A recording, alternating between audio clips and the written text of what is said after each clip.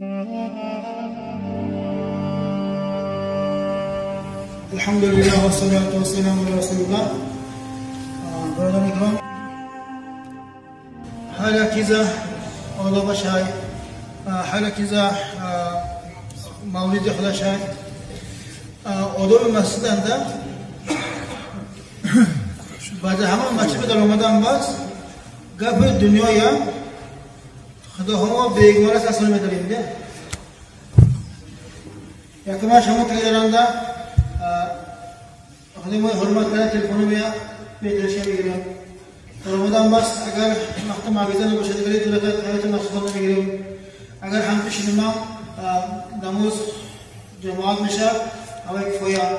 لیکن گپ‌های بیهوده که هم رسیم کو چه کنده بی‌پروشده. همه چیز حرمت مسجد براونده است میشه. حرمت مسجد براوندگی آدم خود شعار پروردگاران فرمان گریز میشه.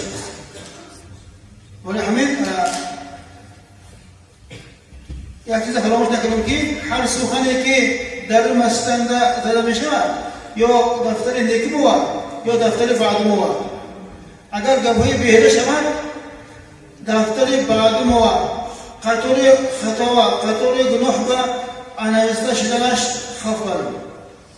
ولی همین یونامگی انسان سخن کرده برای خدا باشده، برای رضای پروردگار شده، خاموشی تکلیف کرده، اشاره کرده منم کفایه.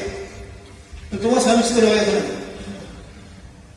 اگر مسجدهای شهر با اشتراک کردگی انسان سال خیالش بیاره دگری شهران در 3000 تا 5000 تا تو 15000 تا روزه وقتان در کلامی خورسن.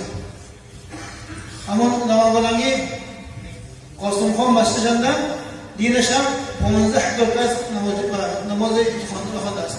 کلامی خواند است. ما 1000 تا آدم های نشدیمو در ما خودم بریم برای مسجد.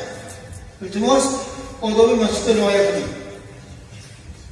ایمان ما مومنگری ما یا و دیگر چیزها اولش نکنیم.